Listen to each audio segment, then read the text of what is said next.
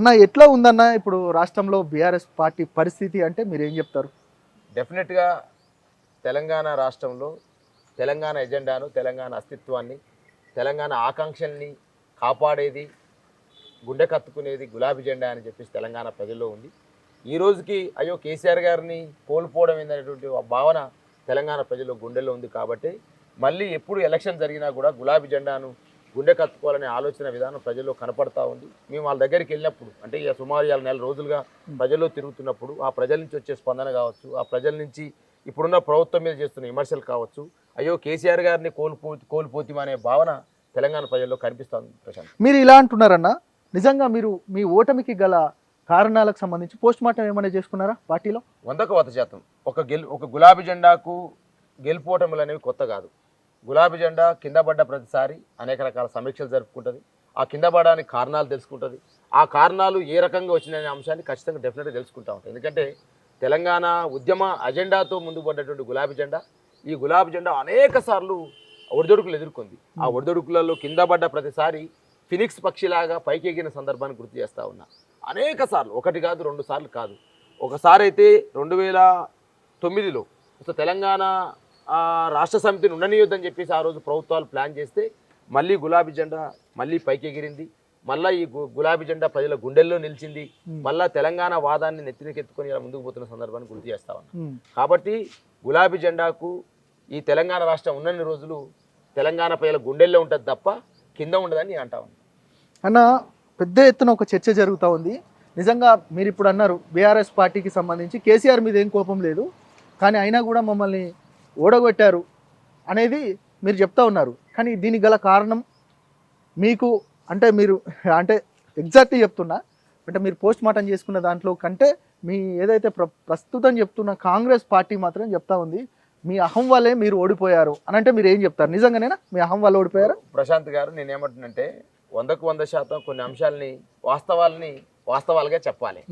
వాస్తవాల్ని అవాస్తవాలుగా చూసుకుంటూ భ్రమల్లో బతికితే వచ్చే రిజల్ట్ గిట్నే వస్తుంది.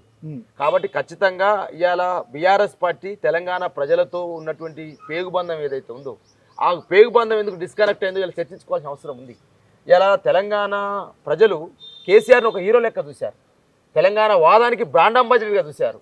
తెలంగాణ ప్రజల అస్తిత్వానికి బ్రాండ్ అంబాసిడర్ చూసిన కేసీఆర్ని ఎందుకు ఇలా తెలంగాణ ప్రజలు వద్దనుకున్నారనే అంశాన్ని మనం చర్చించుకోవాల్సిన అవసరం ఉంది కదా. కాబట్టి కొత్త ఒక వింత, పాత ఒక రోత అంటారు. ఇలా ఎమ్మెల్యేలుగా ఉన్నటువంటి ఎవరైతే బీఆర్ఎస్ పార్టీ ఎమ్మెల్యేలు 1 నుంచి 3 సార్లు గెలిచిన వాళ్ళు కొంతమంది ఉన్నారు, 1 నుంచి 2 సార్లు గెలిచిన వాళ్ళు కొంతమంది ఉన్నారు, 1 నుంచి 6 సార్లు గెలిచిన వాళ్ళు కొంతమంది ఉన్నారు. కాబట్టి కొత్త తరం అనేది రావాలనే ఆలోచన ప్రజల్లో ఉంది. కాబట్టి ఆ ప్రజలు మాకు రిఫ్లెక్ట్ చేశారు సర్వేలల్లా. కొంతమందిని మార్చండి అని చెప్పినారు. కొంతమందిని మారిస్తే పాజిటివ్ రిజల్ట్ వస్తుందని చెప్తున్నప్పుడు పార్టీ దాన్ని తీసుకుంటే బాగుండేది. కానీ మేము మార్చలేకపోయినాం, ప్రజలే మార్చదని నేను అనుకుంటా ఉన్నా. కాబట్టి డెఫినెట్గా ఇవాళ వాస్తవాల్ని చర్చించకుండా, ఆ వాస్తవాలుగా చూడకుండా ప్రజల నుంచి కొత్తగా ఆశించలేము. కాబట్టి ఖచ్చితంగా బీఆర్ఎస్ పార్టీ ఎందుకు తెలంగాణ ప్రజలతో ఉన్న పేగుబంధాన్ని ఎందుకు డిస్కనెక్ట్ అయిన అంశాన్ని చర్చించాలి. అదేవిధంగా ఎమ్మెల్యేలుగా ఉన్న వాళ్ళు కింది స్థాయిలో ఏ రకమైన ప్రయత్నాలు ప్రజలకు చేసినారు, వాళ్ళ తెలంగాణ ప్రభుత్వం కేసీఆర్ గారి నాయకత్వం జరుగుతున్న సంక్షేమ కార్యక్రమాలు, అభివృద్ధి కార్యక్రమాల్ని మనం ముందుకు తీసుకుపోయినామా, వాళ్ళకు ప్రచారం చేయగలిగినామా. ఇవాళ నేనేమంటున్నంటే ఇవాళ ఖచ్చితంగా మిక్తుదారు చెప్పాల్సి ఒకటే, కేసీఆర్ నిజాన్ని తెలంగాణ ప్రజలకు పరిచయం చేయాలి. తెలంగాణ వాదము, తెలంగాణ ఉద్యమము, తెలంగాణ ప్రజల ఎజెండాను ఏ విధంగా కేసీఆర్ గారు నెత్తినకెత్తుకున్నాడు, ఆ నెత్తినకెత్తుకున్న తెలంగాణ ఎజెండాను తెలంగాణ ప్రజలకు ఎట్లా తీసుకుపోయిండు, తెలంగాణ ప్రజలకు తీసుకుపోయిన తర్వాత ఆ తెలంగాణ ప్రజలను ఎట్లా ఉద్యమంలో మమేకం చేయగలిగిండు, ఎట్లా మమేకమై తెలంగాణ రాష్ట్రాన్ని ఎట్లా సాధించగలిగిన అనే అంశాన్ని స్పష్టంగా ప్రజలకు తెలియజెప్పాల్సిన అవసరం ఉంది. ఎస్పెషల్ గా ఇలా 2009లో మలిదేశ తెలంగాణ ఉద్యమం వస్తే 2009 నుంచే 2024 ఇవ్వాలి అంటే సుమారు 15 ఏళ్ళు. అంటే ఆ రోజు 10 ఏళ్ల పొలగానికి తెలంగాణ ఉద్యమం ఈ రోజు 25 ఏళ్ళు వచ్చిన పొలగానికి తెలియదు. అంటే ఇవాళ ఆ రోజు 10 ఏళ్ళు ఉన్నటువంటి పిల్లవాడికి ఈ రోజు 25 ఏళ్ళు వస్తాయి. తెలంగాణ ఉద్యమం గురించి తెలియదు కదా, కొత్త ఓటరు. కాబట్టి రేవంత్ రెడ్డి కరెక్ట్ అనుకున్నారు, బండి సంజయ్ కరెక్ట్ అనుకుంటారు వాళ్ళు. అసలు కేసీఆర్ యొక్క వ్యక్తిత్వము, కేసీఆర్ గారు తెలంగాణ ఉద్యమం చేసిన తీరుని మనం చెప్పాలి కదా. దాన్నే కేసీఆర్ నిజాన్ని పరిచయం చేయాలని చెప్తానని ఇవాళ. కేసీఆర్ అస్తిత్వాన్ని, కేసీఆర్ ఎజెండాను, కేసీఆర్ తెలంగాణ కోసం చేసిన త్యాగాన్ని ప్రజలకు చెప్పకుండా ఫలితం ఎట్లా ఆశించగలుగుతాము. దీంట్లో మేము విఫలం చెందిన అనే భావన నాకున్నా ఉంది. అదేవిధంగా ఎమ్మెల్యేలు కొంత ప్రభావం కావచ్చు, అదేవిధంగా పార్టీ ప్రజలతో కనెక్టివిటీలో లోపం కావచ్చు, ఈ అన్ని అంశాలను బేరేజ్ వేసుకొని ఖచ్చితంగా కెరటం నాకు ఆదర్శం, పడుతున్నందుకు కాదు పడి లేస్తున్నందుకు అనే అంశాన్ని ఇలా స్పష్టంగా చెప్తా ఉన్నా. గులాబీ జెండాకు కింద పడడం కొత్త కాదు. పడ్డ ప్రతిసారి ఒకసారి నేర్చుకుంది, పడ్డ ప్రతిసారి పైకి లేసింది తెలంగాణలో తప్ప ఎప్పుడు కింద పడలేదు. ఇవాళ చాలా మంది కళ్ళు గంటా ఉన్నారు, కేసీఆర్ లేకపోతే మేము ఉంటాం, కేసీఆర్ లేకపోతే మా ఆటలు సాగుతాయి అనుకుంటారు తప్ప కేసీఆర్ తెలంగాణ ప్రజలు ఉన్నన్ని రోజులు ఉంటాడు.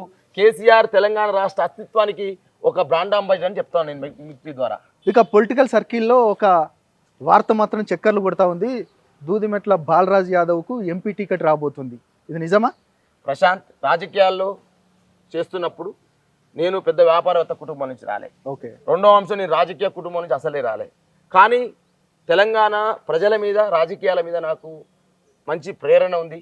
ప్రజలంటే పిచ్చింది, రాజకీయాలంటే పిచ్చింది.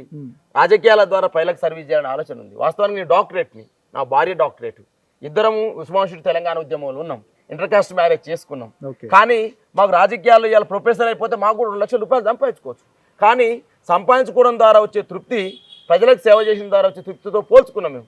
కాబట్టి 2 లక్షలు సంపాదిస్తూ ప్రొఫెసర్ ఉన్న దానికంటే తృప్తి కంటే, ఆ 2 లక్షల కంటే ప్రజలకు సర్వీస్ చేస్తూ జీవితంలో ఒక చరిత్ర సృష్టించే తృప్తి ఏదైతుందో గొప్ప ఉంటుందనే ఆలోచనతోటే ఇవాళ 99 నుంచి సుమారు 25 సంవత్సరాలుగా విద్యార్థి రాజకీయాల నుంచి వామపక్ష రాజకీయాల నుంచి ఎస్పెషల్గా ఆ రోజు వామపక్ష రాజకీయాల్లో అడుగుపెట్టి 99లో నల్గొండ జిల్లా ఎస్ఎఫ్ఐ జిల్లా సెక్రటరీగా ఉండి తదనంతరం ఈ ఉస్మాన్ సిటీలోకి వచ్చి ఉస్మాన్ సిటీలో తెలంగాణ ఉద్యమంలో మమేకమైన తరగతికి ఆ రోజు తెలంగాణ దారికి ఎజెండాకు దిక్చూచిగా నిలిచిన కేసీఆర్ గారు అడుగుజాడలు నడవడే కాదు. వాస్తవానికి మాకు తెలంగాణ ఉద్యమం ప్రజా ఉద్యమాలే ఎరక తప్ప ఈ ప్రభుత్వాలు పదవులు మాకు కొత్త లేవు.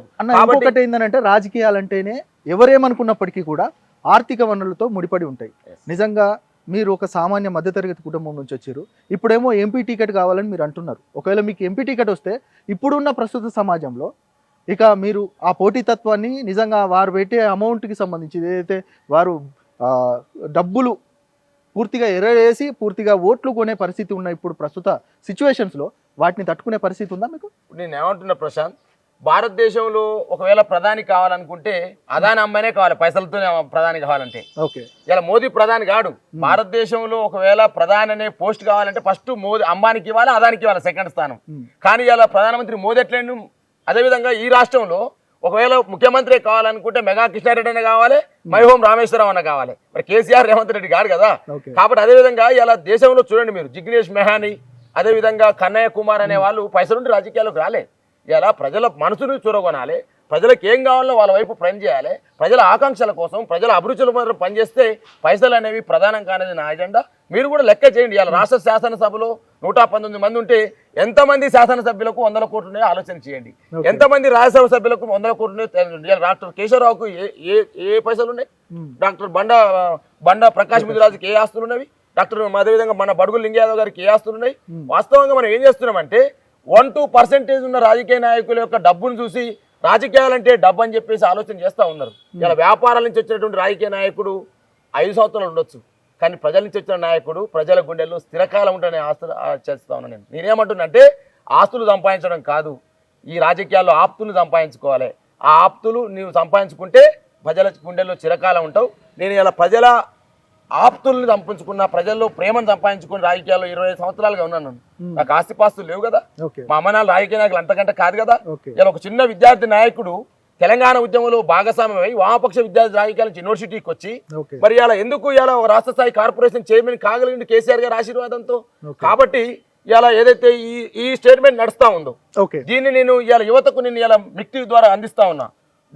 రాజకీయాల్లో చేయాలంటే, ప్రజా సేవ చేయాలంటే పైసలు అవసరం లేదు, గుండెల్లో గుప్పెడంత ప్రేమ ఉంటే చాలు. ఆ ప్రేమ ప్రజల్లోకి వెళ్తే ఆ ప్రేమ నీకు పెట్టుబడి, ఆ ప్రేమే నీకు పెట్టుబడి ఆస్తాయి, నీ యొక్క ఎదుగుదలకు తోడ్పడుతుందనే అంశాన్ని ఇవాళ మిక్టీ ద్వారా అందిస్తూ డెఫినెట్గా చెప్తా ఉన్నా. నేను ఇవాళ ఒక విద్యార్థి నాయకుడుగా, బడుగు బలైన వర్గాల నాయకుడుగా మైక్ టీవీ ద్వారా తెలంగాణ పిల్లలకు చెప్పేది అంటే డెఫినెట్గా నాకు ఎంపీ అవకాశం ఇస్తే భువనగిరిలో ఏందో. ఇంకొకటి ఏంటంటే నల్గొండ అంటేనే ఇక రెడ్డి సామాజిక వర్గం బలంగా ఉన్న నియోజకవర్గంగా చెప్పొచ్చు, జిల్లాగా చెప్పొచ్చు. ఇప్పుడు ప్రస్తుతం కోమటిరెడ్డి అదేవిధంగా మిగతా ఏదైతే రెడ్డి సామాజిక వర్గాన్ని తట్టుకొని ఇక్కడ దూదిమెట్ల బాలరాజ్ యాదవ్ ఎట్లా గెలుస్తాడు అనేది మాత్రం అందరిలో మొదలుతున్న ఒక క్వశ్చన్. నిజంగా అక్కడ ఉన్న బలమైన సామాజిక వర్గాన్ని, డబ్బులను, వాటన్నిటిని ధీటుగా వాటిని ఎదుర్కొని మీరు ఎట్లా గెలుస్తారు?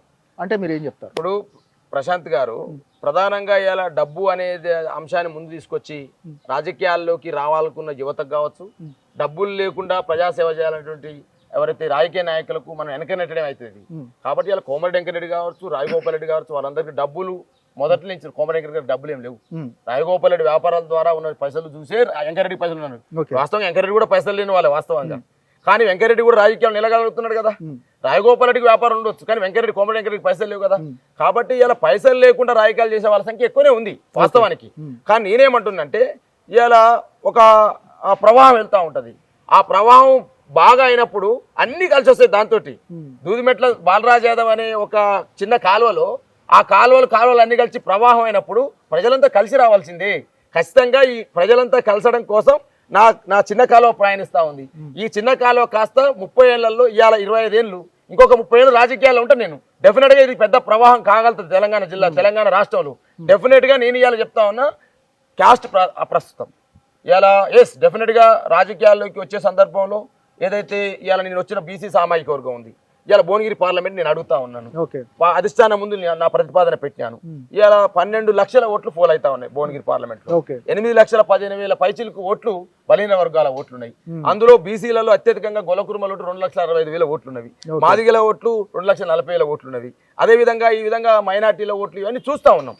అంటే భువనగిరి ఇలా 17 పార్లమెంట్ స్థానాలు ఉంటే తెలంగాణలో ఒక పార్లమెంట్ ఎంఐఎం బోంగా బీసీలకు అవకాశం ఇచ్చేటువంటి స్థానాల సంఖ్య చూస్తే భువనగిరి ఎక్కువ ప్రధానంగా కనపడుతుంది. అందుకనే 2009లో బీసీ అభ్యర్థికి ఇచ్చారు, 2014 బీసీ అభ్యర్థికి ఇచ్చారు, 2018లో బీసీ అభ్యర్థికి ఇచ్చారు. మా బీసీ ఏదైతే బీఆర్ఎస్ పార్టీలో ఉన్న బీసీ అభ్యర్థి ఇలా బీజేపీలోకి పోయిండు. కాబట్టి అక్కడ అవకాశం ఉంది. అవకాశం ఉన్నప్పుడు రాజకీయాల్లో అవకాశం కోరుకోవడం తప్ప అంటున్నాను. నేను ఏమంటున్నానంటే రాజకీయాలు చేసేది ఎందుకు? ఏదైనా ఒక అవకాశం కోసమే కదా. అవకాశం ప్రజలకు పరిపాలన సేవ చేయడం కోసమే కదా. కాబట్టి అక్కడ భువనగిరి పార్లమెంట్ వేకెన్సీ ఉంది. వేకెన్సీ ఉన్నప్పుడు ఒక యువకుడుగా, ఒక విద్యార్థి నాయకుడుగా, ఒక ఉద్యమకారుడుగా, ఒక డాక్టరేట్గా, ఒక సామాజిక స్పృహ ఉన్నవాడిగా, మరి రాజకీయాల పట్ల ప్రేమ ఉన్నవాడిగా, ప్రజల పట్ల ఇంకా పిచ్చి ప్రేమ ఉన్నవాడిగా ఒక అవకాశం ఉంది అడగడం తప్ప అంటే నేను చాలా మంది అడుగుతా ఉన్నారు. మీరు అవకాశం అడుగుతున్నారు, మీకు పైసలు ఉన్నాయంటే పైసలు ఎందుకు రాజకీయాలు చేయడానికి? నోరు ఉంది కదా, చెయ్యిలు ఉన్నాయి కదా. సేవ చేయడానికి నోరు ఉంది, చెయ్యిలు ఉన్నాయి, కాళ్ళు ఉన్నాయి, తినడానికి వయసు ఉంది, చదువు ఉంది, జ్ఞానం ఉంది, ఇన్ని ఉన్నాయి కదా. ఇలా వ్యాపారాలు చేసిన వాళ్ళందరూ పైసలుండే వ్యాపారాలు చేసిరా? ఫస్ట్ వాళ్ళు జ్ఞానంతో చేసిరు కదా. జ్ఞానమే నాకు పెట్టుబడి అంటున్నాను నేను. ఇలా అక్షరమే ఆయుధంగా ఉండి ఈ ఆయుధం దూదిమెట్ట బాలరాజ్ యాదవ్ అయిందంటే అక్షరంతో ఆయుధం అయింది తప్ప పైసలుండి ఆయుధం కాలే. ఇలా దూదిమెట్ట బాలరాజ్ యాదవ్ తెలంగాణ ఉద్యమంలో మరి 50 రోజులు జైల్లో ఉన్నాడు. 152 కేసులు ఉన్నాయి. ఆ రోజు సెప్టెంబర్ 7, 2013 ఆంధ్ర సభలో జై తెలంగాణ నినాదాలు ఇచ్చింది 100 కోట్ల ఆస్తులను ఇవ్వలే నేను.